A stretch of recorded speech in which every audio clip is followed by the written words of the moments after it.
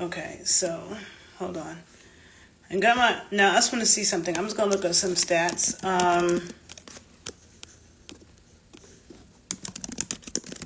Let me see. Okay.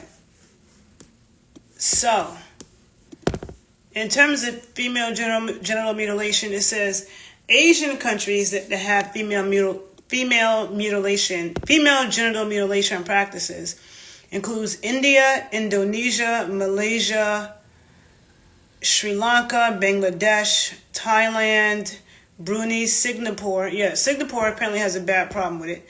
Cambodia, Vietnam, Laos, the Philippines, Afghanistan, Pakistan, and the Maldives. Female genital mutilation is also reported in New Zealand and Australia. Okay. Now,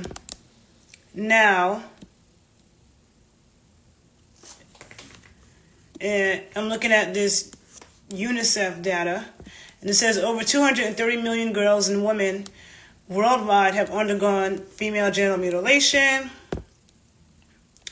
And it says that the largest share of this total, with over 144 million, is in Africa. Okay, so the largest amount is in Africa with over 144 million. Asia follows with 80 million, and a further 6 million are in the Middle East. Okay, and another 1 to 2 are affected in small practicing communities and destination countries for migration and the rest of the world. Okay, there's an African girl I follow on YouTube. I'm gonna post her page. I'll post it on my YouTube channel. So to people on Instagram, definitely follow me on YouTube with the Renaissance Amazon, and the people on YouTube follow me on Instagram because I post my books and stuff on Instagram. So you can get more of that. And I post more dance videos on Instagram than I do on YouTube. But follow me in both places. But there's this African, I think she's Ugandan. And she did a video about this female genital mutilation recently. Because the reason why it's come up, I knew about it. But it's come up recently because the Gambia, okay, which is a country that a lot of black Americans are choosing to move to. Black American women held to the F no. Am I going to move to a country where that's practiced on a high level? Because you know good and goddamn well they don't respect women in a country like that. Oh, hell no. Okay, so, whatchamacallit? There was a law. They're one of the countries that, some countries don't have laws against it. The Gambia, there was a law passed against it, okay? There was a law passed against it, and now they're trying to overturn the law, okay? They're trying to overturn the law that female genital mutilation, and some of them don't like you to call it that, okay? Some of them are like, oh, don't call it genital mutilation. Call it, cutting.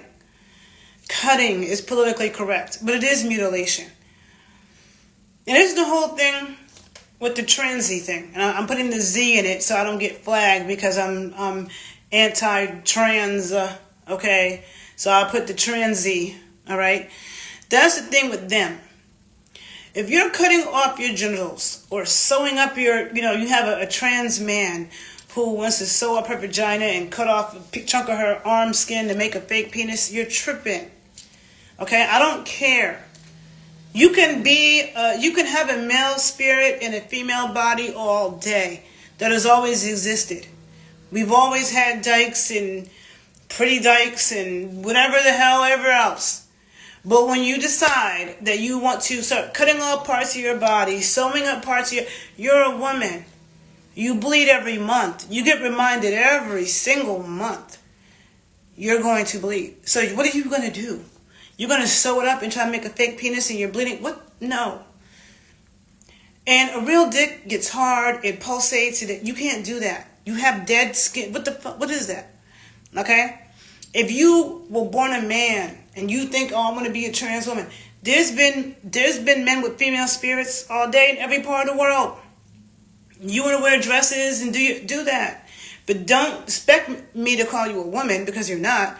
And number two, if you cut off your genitals and try to make a fake one, because not all of them do that, but I'm talking about the ones that do, it's not like a real vagina.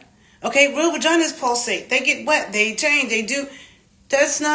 No. Okay? That's not it. Okay?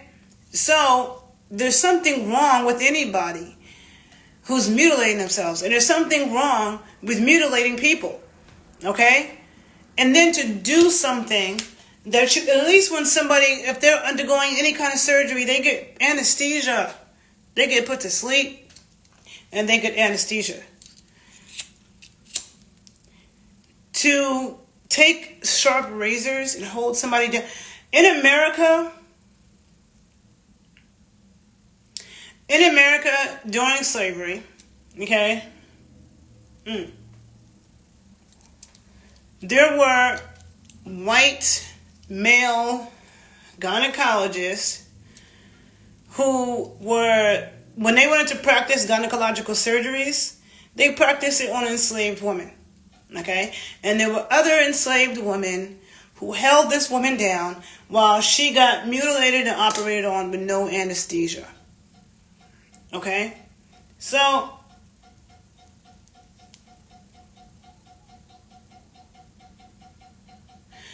that's the type of womb trauma we have over here. You also have one black woman, enslaved women who were raped and had to give birth to children that, you know what I'm saying? So that's the type of womb trauma you have. And to have that being done by white male doctors, the enslaved women were forced to hold them down. But in Africa, okay, you have black mothers, grandmothers, family, all the women in the family doing that to their own flesh and blood. Okay? And that's trauma. And that's still happening in 2024. And that shit's insane. Okay? That's the type of thing that you never get over. Now, there are doctors who are doing reconstructive surgery on women, and I'm squeamish, so I can't spend too much time going to listening, too much to what they do, because it's like too much for me to listen to. But probably depending on the kind of surgery, the kind of cutting they had, because like I said, there's different with the female genital mutilation. There's different types. So maybe it depends on what type they had and how much was cut off. But the fact that the clit is also internal, okay, it's not just that part that you see, that maybe, some type of feeling can be salvaged, but there's like levels of trauma, where it's like anybody probably coming near your vagina is like after you've gone through all of that. So there's, and I even think of ways that a woman could use a naughty egg to help with that, because like I said, I have worked with a lot of sexual trauma, not that, but the fact that, the Gambia passed a law against it, and then now they're trying to overturn it. So to say that, no, it should be legal to do this. It's so barbaric and crazy. And cutting off the clit and wanting to mutilate a woman's sexual organs is about nothing else but control. And so this goes back to what I was saying about the mosque and them saying that women have to be covered up because the men can't concentrate. And I was in high school when I knew that didn't sound right. Okay? And that's why my dad said to me, you see that woman who's got all this fabrics all over her? That's a woman that doesn't want to be free. And he was right. Because, see, some of these countries, they can't escape it. But in America, you don't have to do that.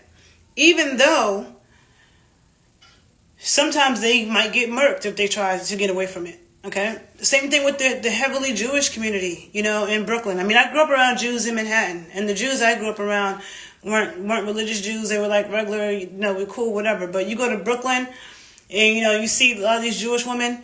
I remember when I was like 19, I took a class at Brooklyn College.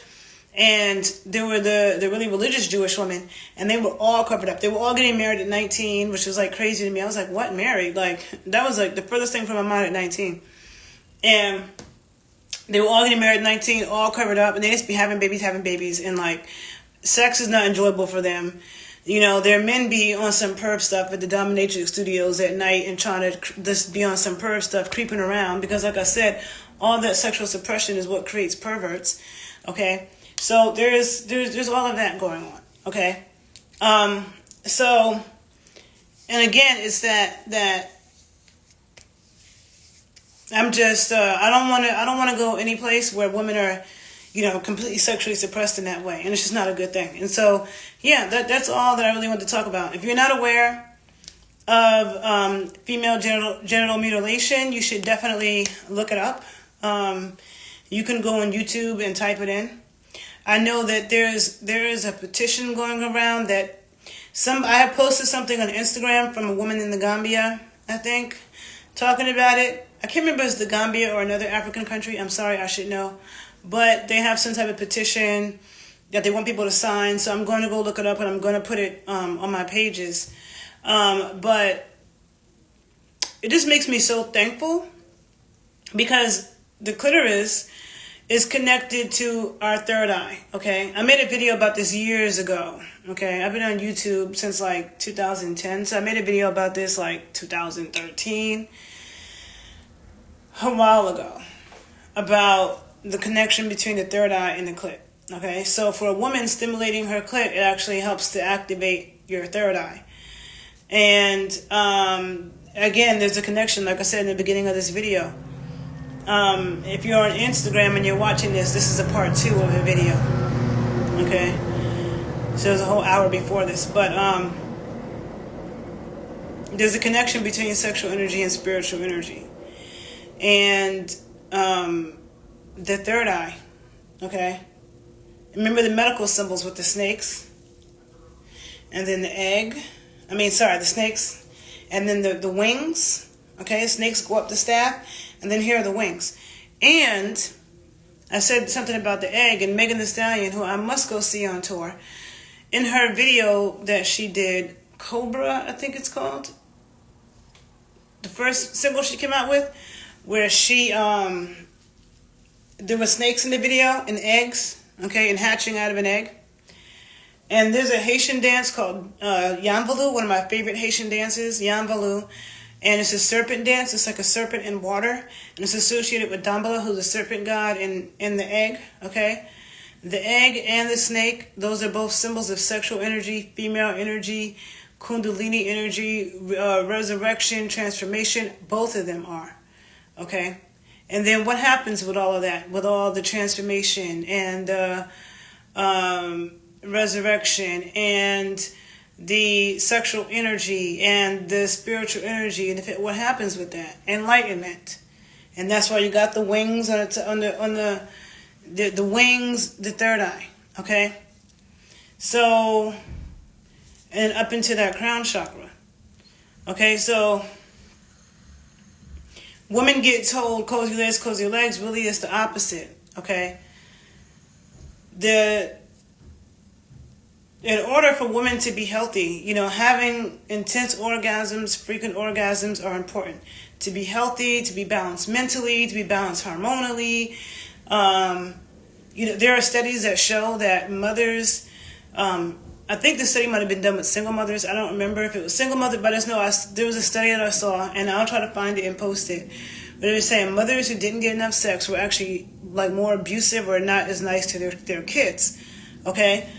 And I'm not going to say that's 100%. I'm just saying that I saw a study that said that. So,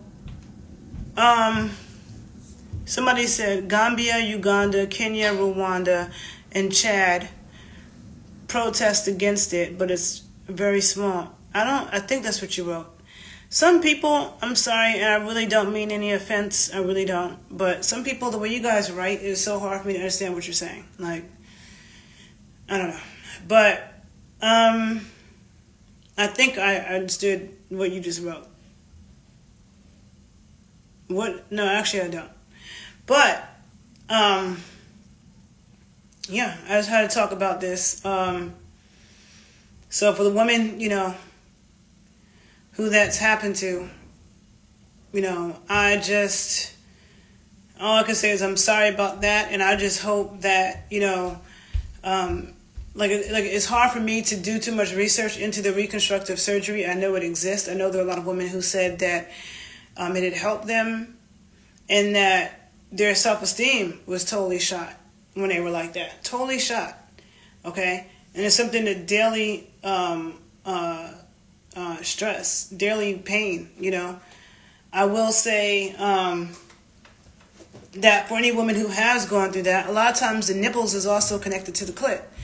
Now, I don't know how a clitorectomy or female genital mutilation, I don't know how that affects a woman's nipples. I don't know if, not all women have sensitive nipples, but there is a connection between, like when you look at studies, it shows that the part of the brain that gets activated when the nipples are stimulated is the same part of the brain that gets activated when the clit is stimulated, okay?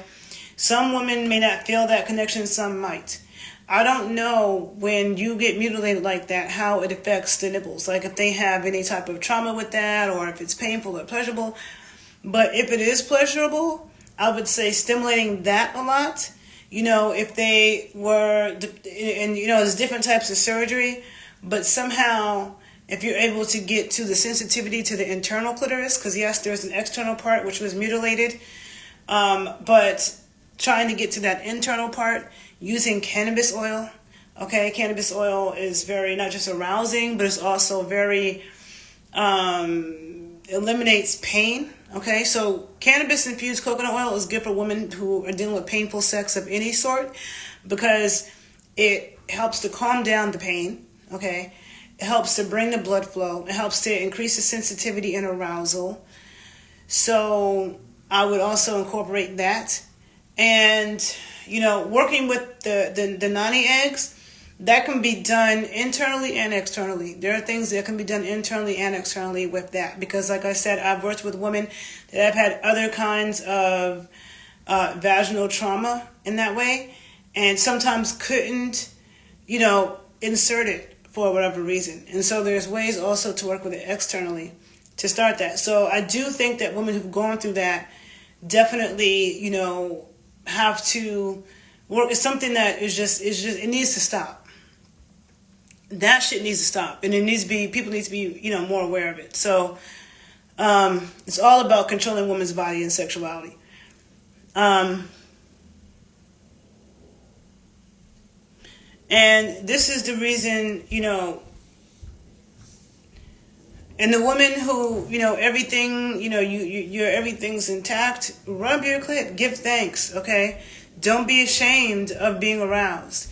You know, don't be ashamed of getting your sexual needs met, okay? And wanting that and being proactive about that. Life is short. And it's an important part of our health for men and women to have good sex and move sexual energy. It's important, okay? And so I think I've said what I needed to say in this video. I showed the books I wanted to show. The Great Cosmic Mother, Woman in a Shaman's Body. I'll write the titles below. Also, the Sheila Nagig one. And I'm going to stop talking. I think I've talked enough. Okay. This video was on my YouTube channel, The Renaissance Amazon. So IG people, follow me there. IG, this is, you know, I had to do this in 2 videos because the camera runs out in an hour. But thank you guys for listening. If you learned something from this video, please share it. Please follow me in both places, IG and YouTube. And I will see you guys later, okay? And do your research. Look into this and see what you find, okay? And spread the awareness. And I hope you guys have a good day, and I'll talk to you later. Bye.